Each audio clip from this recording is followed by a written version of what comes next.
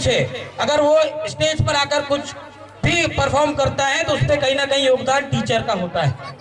मैं शिक्षा को बहुत महत्व देता हूँ। ज्यादातर मेरे कार्यक्रम होते हैं, मैं मोटिवेशन के कार्यक्रमों में जाता हूँ, शिक्षा के कार्यक्रमों में जाता हूँ, क्योंकि मैं चाहता हूँ, मैं सोचता हूँ हमेशा कि जितना खर्च, जितना इन्वेस्ट हम लोग मेला मढ़ई और कई प्रकार के कार्यक्रमों में कर देते हैं, उतना अगर हम शिक्षा के कार्यक्रमों में करेंगे तो हमारे देश की तस्वीर कुछ और होगी। हम लोग आज कई सारे कार्यक्रमों की जो बात आती है, हम उसके लिए अपने पास से 500-500 रुपए, हजार रुपए का चंदा निकाल देते हैं, लेकिन अगर शिक्षा की बात आती है तो हम लोग 11 रुपए निकालने के लिए भी सोचते हैं। तो ये चीज जब तक बदलाव नहीं होगा, जैसे कि सर कहते हैं देश बदल रहा है, देश बदल रहा है, देश युवा हो रहा है, देश बूढ़ा नहीं हो रहा है, देश युवा हो रहा है। मैं किसी ने मेरे लिए कहा था कभी, लेकिन मैं सर के लिए क्या कहना है, सूरज को दिया दिखाने वाली बात होती है, लेकिन सर आपके लिए आज एक बात कहना चाहता हूं कि मैं उस माटी का वृक्ष नहीं, मैं उस माटी का वृक्ष नहीं जिसे नदियों ने सींचा है, मैं उस माटी का वृक्ष नहीं जिसे नदियों ने सींचा है, बंजर जमीन पर पलकर मैंने मृत्यु से जीवन खींचा है। तो ये सर के लिए मैं कहना चाहता हूं। सर आज आदरणीय बाबूजी बैठे हैं, उनसे मैंने पूछा कि सर की खेड़े सर की एज कितनी है, तो उन्होंने कहा सिर्फ 31। सर कितने? 41। सर मतलब इतनी छोटी एज में इतना बढ़ चढ़कर काम करना, शिक्षा को इतने आगे लेवल पर लेके जाना, एक जुनून और जज्बे वाला व्यक्ति कर सकता है, जो सर में है। मैं सर आपसे बहुत कुछ सीखता हूँ। आपने कहा कि भोपाल में मैं स्कूल खोलना चाहता हूँ। सर मैं आपको जानता हूँ, आपने अगर बोला है तो आप करोगे।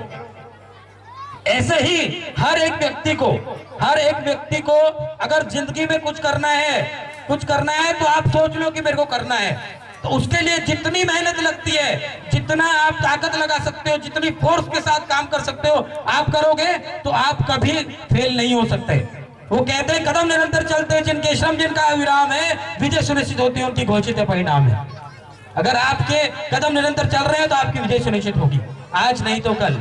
मुझसे हमेशा कोई पूछते हैं कि जब देशभक्ति की बात आती है तो मेरे अंदर का खून खोल जाता है, और मुझसे लोग पूछते हैं कि भैया आपका परिचय, तो मैं हमेशा ये चाहता हूँ कि मेरा जब भी परिचय आए तो ये आए कि कोई पूछे मेरे बारे में तो ये पहचान लिख देना, उठाना माँ भवानी की तलवार और मेरे सीने में हिंदुस्तान लिख देना।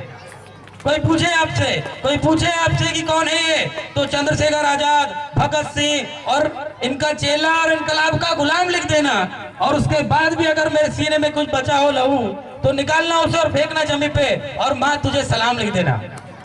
ये सारी हमारी माओ के लिए है जो यहाँ पर है, और भारत माता के लिए है। आप सभी से बस एक ही आग्रह मैं करना चाहता हूँ कि अपने बच्चों को वो जो करना चाहता है आप उसे वो करवाइए, उसके मन में उसके, क्योंकि जब बच्चा स्कूल आता है तो सर लोगों की जिम्मेदारी होती है, सारी जिम्मेदारी, लेकिन जब वो घर जाता है तो वो यहाँ से क्या करके गया है वो देखने की जिम्मेदारी हमारी होती है। मैं ज्यादा समय नहीं लूंगा, लेकिन प्यारे प्यारे बच्चे, मुझे बड़ा प्रेम मिलता है क्षेत्र में। रजे गांव सिर्फ गांव से रजे गांव हो गया है, बस सिर्फ गांव से रजे गांव, नहीं तो मैं नहीं मानता कि रजे गांव किसी शहर से कम है।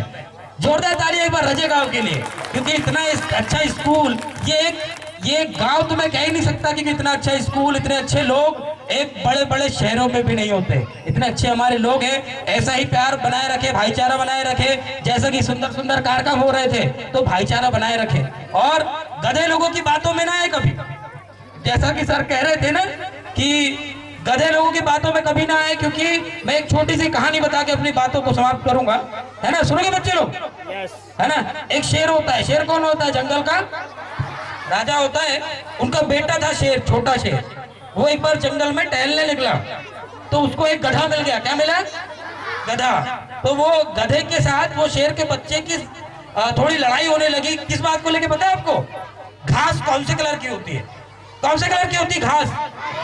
हरे कलर की होती है। लेकिन वो गधा शेर के बच्चे को कह रहा था कि ये घास नीली है।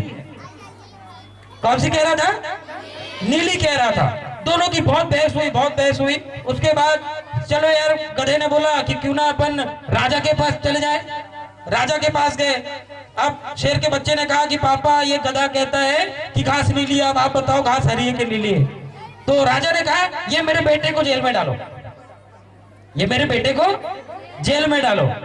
अब बेटे को जेल में डाल दिए, फिर राजा ने उसको बाद में रात को निकलवा के लेके आया, तो वो बहुत रोने लगा कि पापा घास तो हरी होती है, आपने मुझे जेल में डाल दिया।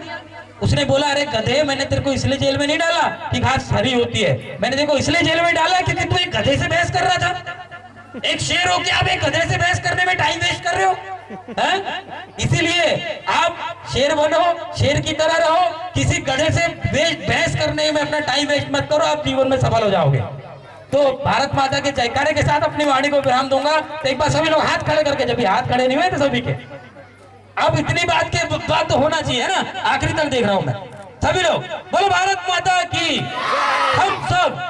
चलिए, जय हिंद, जय भारत, बहुत बहुत धन्यवाद, सभी को नमस्कार।